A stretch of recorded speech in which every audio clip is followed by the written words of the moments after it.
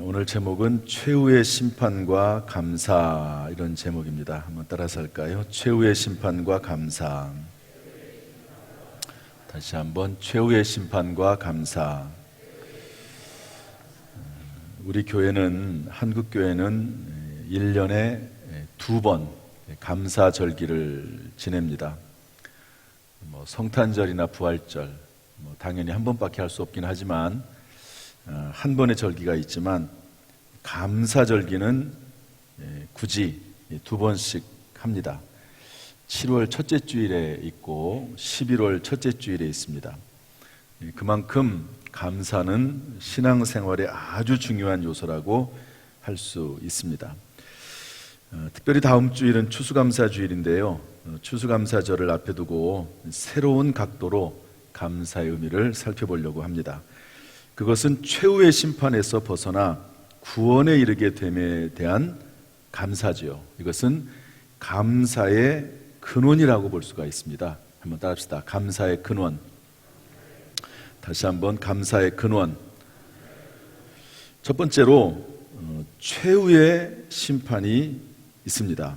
우리 계시록 18장 20절 말씀 우리 다시 한번 읽어볼까요? 다시 한번 시작. 하늘과 성도들과, 다시요, 읽습니다. 시작. 하늘과 성도들과 사도들과 선지자들아, 그로 말미암아 즐거워하라. 하나님이 너희를 위하여 그에게 심판을 행하셨습니다 하더라. 하나님께서 심판을 행하신다는 거죠. 그런데 누구에게 심판하신다고요? 그에게, 이렇게 되어 있습니다. 여기서 말하는 그는 바벨론을 말합니다. 우리 성경 18장 전체를 다 읽어보면 알 수 있는 내용이지만 20절에서 보면 바벨론입니다. 바벨론 역사적으로 볼 때 이 당시보다도 한참 전에 있었던 그런 나라죠. 그래서 북쪽 이스라엘은 아수르에게 멸망을 당하고 남쪽 유다는 바벨론 제국에 멸망당하는, 그때 나오는 바벨론입니다. 그러나 요한계시록에 나오는 바벨론은 상징적인 의미이고요, 특정한 역사와 시대에 국한되는 것이 아니라 하나님을 대적하는 모든 세력들, 그리고 그 배후에 있는 사탄 마귀의 권세를 포함해서 바벨론이라고 설명하고 있습니다. 따라서 때가 되면 바벨론, 즉 다시 말해서 모든 믿지 않는 세력들과 사탄 마귀의 권세들이 하나님의 심판을 받아서 멸망당하게 된다 하는 그런 말씀입니다. 하나님의 최후의 심판이 있다는 말씀이죠. 그래서 히브리서 9장 27절은 이렇게 말씀하고 있습니다. 우리 다 같이 한번 읽어봅시다. 히브리서 9장 27절 시작. 한 번 죽는 것은 사람에게 정해진 것이요 그 후에는 심판이 있으리니. 저나 여러분이나 다 죽지요. 태어날 때도 있지만 죽을 때도 있다는 겁니다. 그러나 그것이 끝이 아니요. 세상 사람들은 죽으면 끝이라고 생각을 해요. 그러니까 그냥 자기 멋대로, 자기 마음대로, 자기 주관대로 살아도 된다고 생각을 합니다. 그러나 성경은 분명히 말하기를 한 번 죽는 것은 사람에게 다 정해진 것이지만 그 후에는 심판이 있다고 말씀하고 있습니다. 그리고 그 심판을 받아서 두 번째 사망에 이르게 되는데, 두 번째 사망은 어떤 사망이냐? 어떤 사람은 천국에 이르게 되고 어떤 사람은 지옥에 이르게 되는, 특별히 지옥에 떨어지는 사망을 죽음이라고, 둘째 사망이라고 말씀하고 있습니다. 여기에 관련해서 계시록 21장 8절은 이렇게 말씀하고 있는데요, 한번 읽어보겠습니다. 계시록 21장 8절 시작. 그러나 두려워하는 자들과 믿지 아니하는 자들과 흉악한 자들과 살인자들과 음행하는 자들과 점술가들과 우상 숭배자들과 거짓말하는 모든 자들은 불과 유황으로 타는 못에 던져지리니 이것이 둘째 사망이라. 죽음 이후에 하나님의 심판을 받는데요, 믿지 않는 사람들은 불과 유황으로 타는 못에 던져진다고 말씀하고 있습니다. 흉악한 자들, 거짓말하는 자들, 우상 숭배자들, 살인자들, 음행하는 자들은 다 하나님의 심판의 대상이 되는 것입니다. 여러분, 천국과 지옥이 있습니까? 하나님의 심판이 있습니까? 우리는 하나님의 심판과 천국과 지옥에 대해서 믿고 있지요. 그 믿고 있는 근거가 뭡니까? 성경 말씀이죠. 여러분, 천국과 지옥을 가보면은 믿겠다라고 하는 분들이 있을지 모르지만, 그러나 천국과 지옥에 간 사람들은 돌아올 수가 없어요. 그러니까 그것을 보고 믿겠다라고 하는 것은 그것은 이치에 맞지 않습니다. 그런데 지금까지 인류 역사가 진행이 되면서 죽었다가 살아난 사람들이 있습니다. 그 사람들 때문에, 그 사람들이 천국에 가고 지옥에 가고 어떤 새로운 영적 세계를 경험했기 때문에 천국과 지옥이 있다라고 확신하는 건 아니지만, 우리는 성경 말씀에 근거해서 천국과 지옥이 있고 하나님의 심판이 있다는 것을 믿지만, 그러나 죽었다가 살아났던 사람들의 이야기도 참고적으로 들어볼 필요가 있다고 봅니다. 2012년 미국 뉴스위크지, 그리고 2014년 우리나라 KBS에서 이븐 알렉산더라고 하는 분의 이야기를 방영을 했습니다. 이것이 중요한 이유는 그냥 자기가 주장했다 하는 그런 의미가 아니고, 적어도 국영방송에서, KBS에서 미국의 아주 유명한 그런 권위 있는 잡지에서 이 사람의 이야기를 다뤘다고 하는 것이 중요하다고 봅니다. 이븐 알렉산더는 하버드 대학의 의대 교수입니다. 의사니까 과학적인 지식을 가지고 있고 논리적인 사고를 하는 분이죠. 그런데 그리고 하버드 대학은 또 어떤 대학입니까?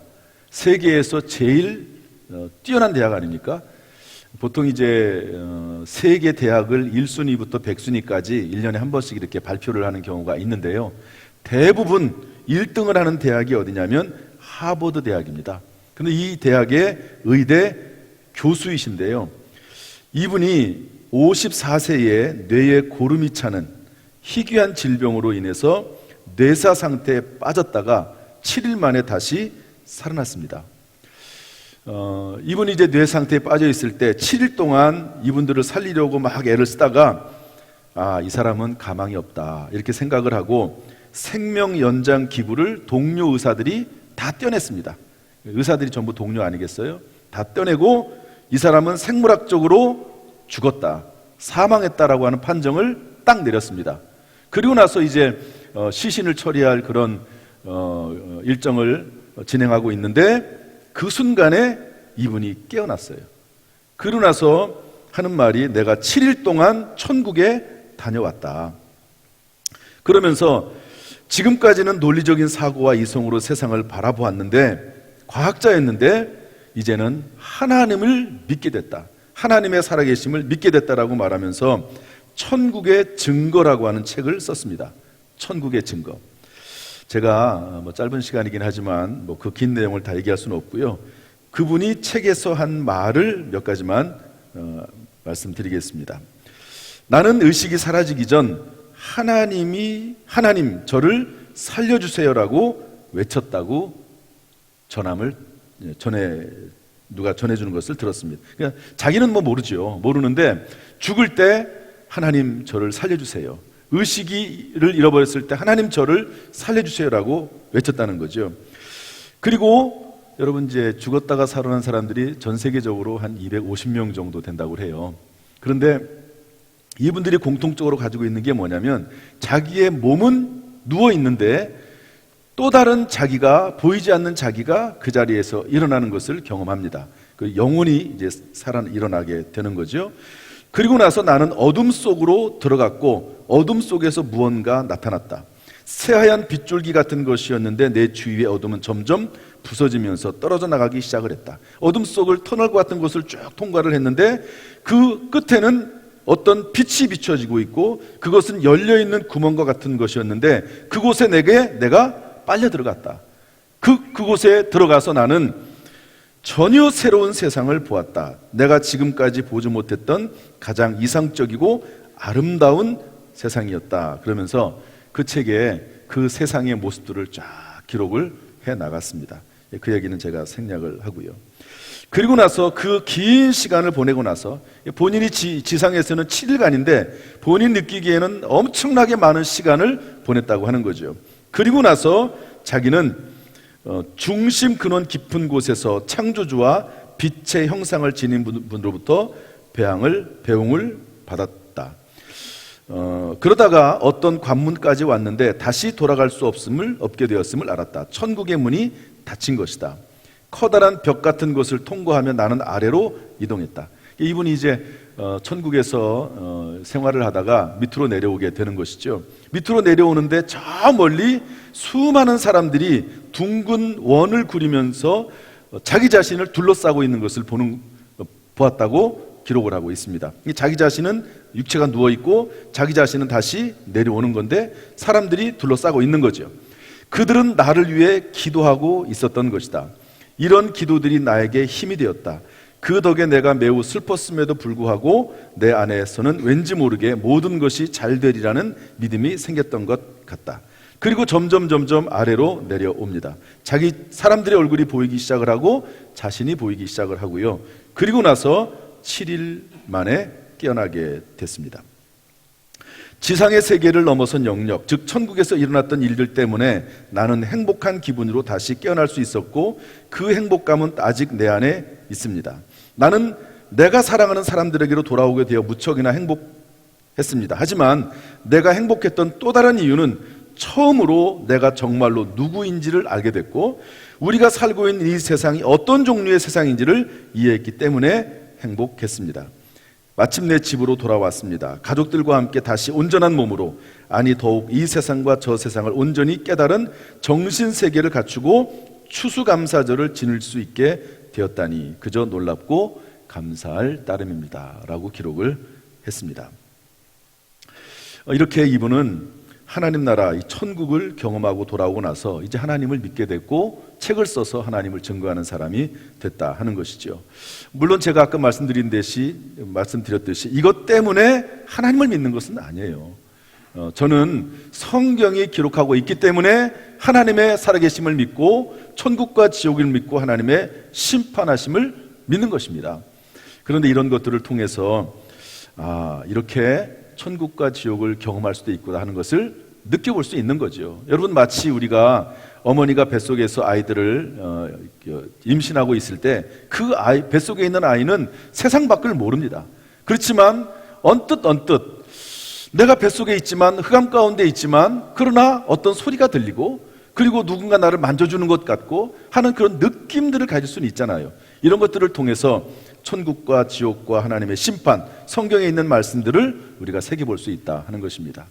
여러분, 성경에 하나님의 심판이 있다고 하는 것을 분명히 기록한 것을 깨닫고 하나님의 심판에 대해서 생각하고 확신하고 살아가는 저와 여러분 될 수 있기를 주님의 이름으로 축복합니다. 두 번째로, 최후의 심판은 우리 믿음의 사람들에게는 즐거움과 감사가 됩니다. 요한계시록 18장 20절 말씀에 보면 하늘과 성도들과 사도들과 선지자들아 그로 말미암아 즐거워하라. 그 이유는 하나님께서 바벨론을 심판했기 때문에 그렇습니다. 즐거워해야 될 사람들은 누굽니까? 하늘과 성도들과 사도들과 선지자들. 성도들이 누굽니까? 예수 그리스도를 믿음으로 구원받은 하나님의 백성들이죠. 따라서 믿음의 사람들에게는 하나님의 심판, 최후의 심판은 오히려 즐거움과 감사가 된다고 볼 수가 있는 것입니다. 그 말씀이 요한복음 3장 18절에 있는 말씀입니다. 제가 한번 다시 읽어드리겠습니다. 그를 믿는 자는 심판을 받지 아니하는 것이요 믿지 아니하는 자는 하나님의 독생자의 이름을 믿지 아니함으로 벌써 심판을 받은 것이니라. 여러분, 우리가 예수 그리스도를 믿음으로 말미암아 하나님의 심판에서 벗어나서 구원을 받게 된 줄로 믿습니다. 그 근거는 오직 예수 그리스도를 믿는 믿음입니다. 여기 관련해서 고린도전서 1장 18절 말씀을 다 같이 한번 읽어보겠습니다. 고린도전서 1장 18절 다 같이 읽어보죠. 시작. 십자가의 도가 멸망하는 자들에게는 미련한 것이요 구원을 받는 우리에게는 하나님의 능력이라. 아멘. 예수 그리스도의 십자가의 보혈, 그 예수 그리스도의 십자가의 은혜, 이것을 우리는 믿기 때문에 구원이 되지만 오히려 믿지 않는 자들에게는 멸망이 된다 하는 것입니다.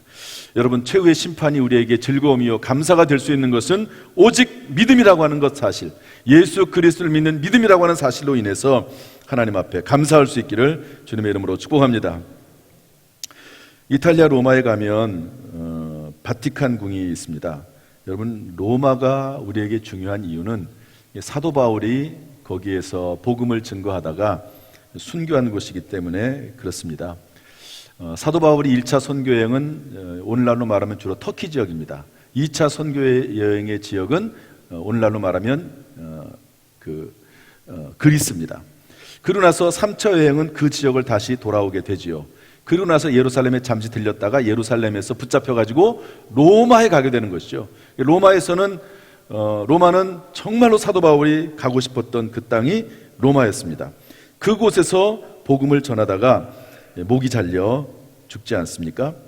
그런데 그 로마에 가면 바티칸 궁이 있습니다. 로만 카톨릭의 나라라고 볼 수가 있지요.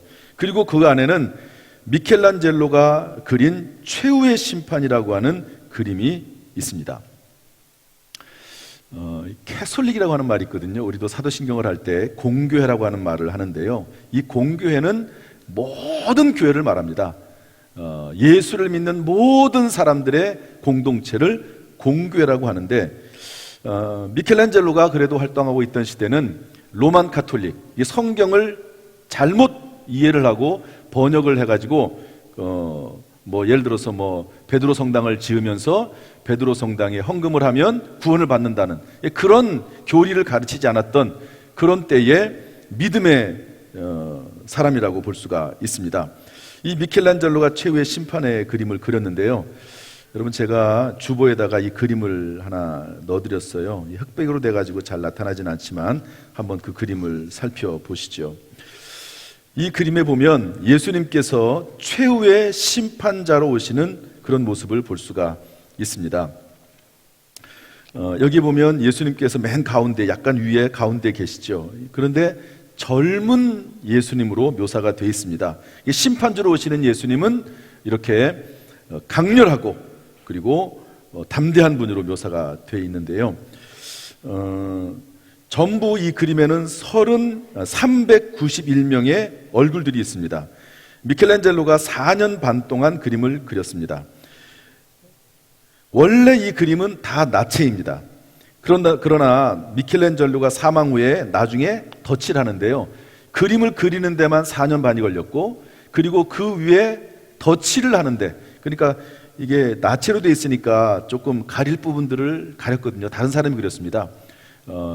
너무 이 성당의 이 그림이 너무 불경하다고 그림을 덧칠을 하게 되는데요, 그래서 덧칠하는 기간이 1년 동안입니다.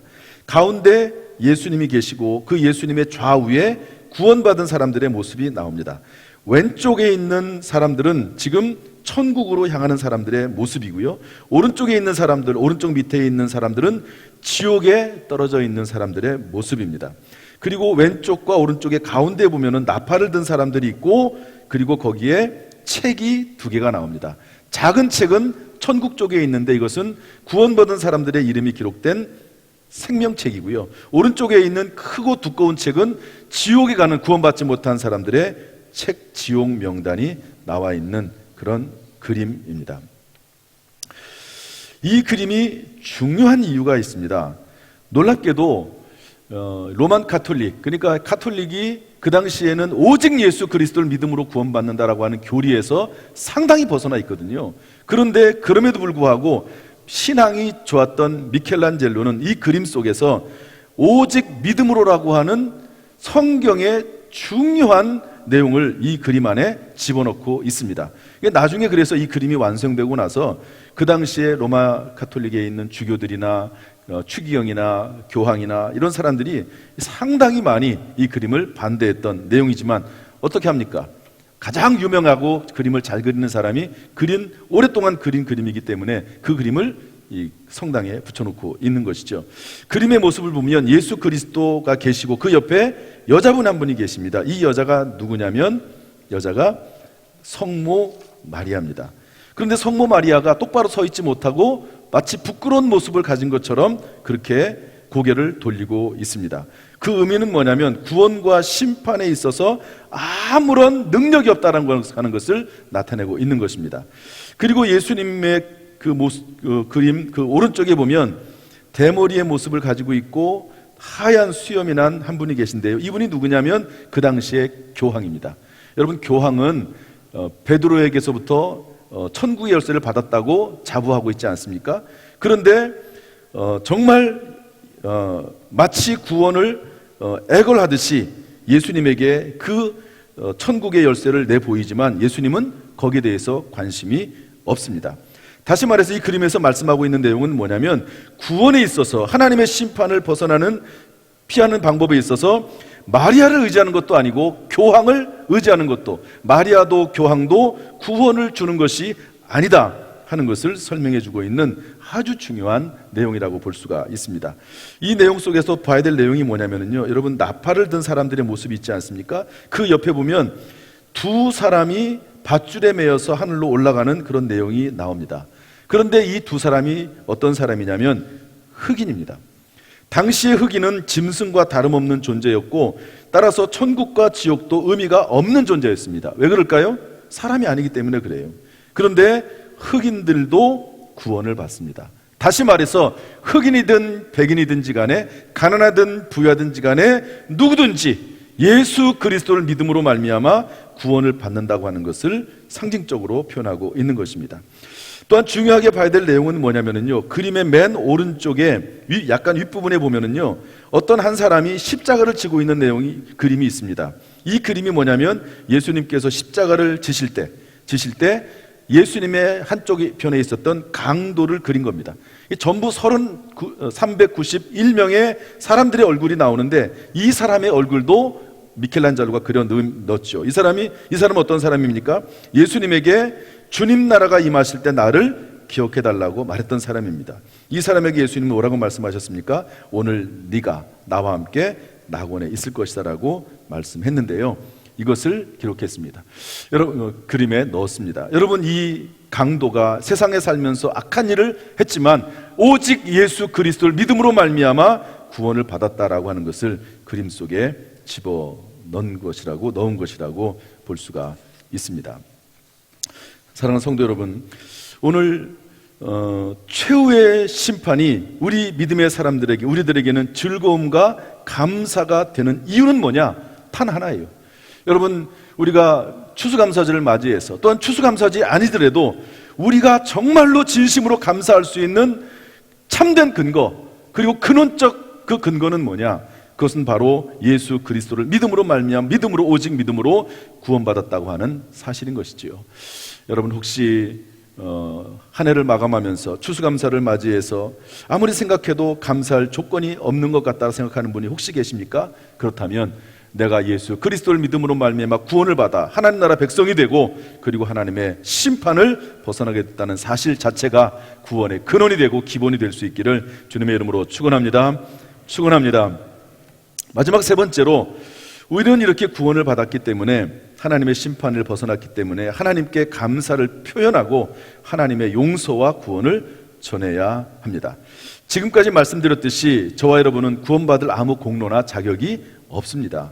오직 예수 그리스도를 믿음으로 구원받아 최후의 심판을 면하고 구원을 받게 된 것이지요.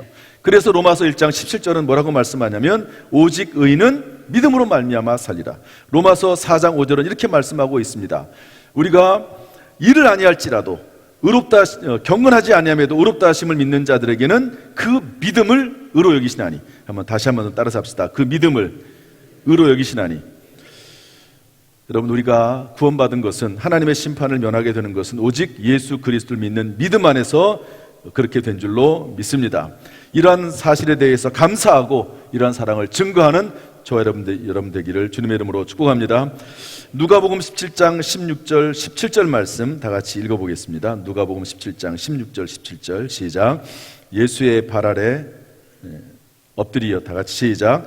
예수의 발 아래 엎드리어 감사하니 그는 사마리아 사람이라. 예수께서 대답하여 이르시되 10사람이 다 깨끗함을 받지 아니하였느냐? 그 9은 어디 있느냐? 예수님에게 구원받은 10사람의 문둥병자가 있지만 오직 한 사람만이 예수님에게 찾아와서 감사를 표현했습니다. 그 감사 표현하는 것을 보고 예수님께서는 칭찬하시고 병에서 구원받는 것뿐만 아니라 그 영혼까지도 예수님께서 구원받게 하신 것을 알 수가 있는 것이죠. 예수님은 사마리아로 굳이 지나가셔서 그 사마리아에 가셔서 사마리아의 한 여인을 만나셔서 그 여인을 구원하셨던 것을 볼 수가 있습니다. 오늘 우리가 한 해를 마감하면서 또 추수감사절을 맞이하면서 예수 그리스도로 말미암아 구원받은 것 감사하고 그것을 전하는 저와 여러분 될 수 있기를 주님의 이름으로 축복합니다. 이제 말씀을 정리하겠습니다. 사랑하는 성도 여러분, 우리가 사는 이 세상은 완전하지 않습니다. 평화를 외치지만 전쟁의 소문은 중단되지 않고 있습니다. 모든 것이 형통하기를 원하지만 장애물을 만나기도 합니다. 건강하기를 원하지만 때로 다치거나 병이 들 때도 있습니다. 그러나 그럼에도 불구하고 우리가 감사할 수 있는 것은 우리에게는 최후의 심판을 면하고 영원한 나라에 거하게 될 소망이 있기 때문인 줄로 믿습니다. 그 나라에 들어갈 때까지 결코 포기하지 않으시고 하나님께서 우리를 인도해 주시기 때문에 그렇습니다. 여러분, 추수감사절 맞이해서 또 지금까지 살아오면서 많은 일들이 있었지만 감사의 근원, 우리가 감사할 수 있는 그 근거, 예수 그리스도의 십자가의 보혈로 말미암아 구원받아 최후의 심판을 면하게 된 사실임을 깨달아 알아서 오늘도 하나님 앞에 감사하고 평생 감사하고 범사에 감사하는 저와 여러분 될 수 있기를 주님의 이름으로 축복합니다. 감사가 끊어지지 않기를 주님의 이름으로 축복합니다. 감사할 때 주신 하나님의 은총과 또 다른 감사의 조건들이 넘쳐나기를 주님의 이름으로 축복합니다.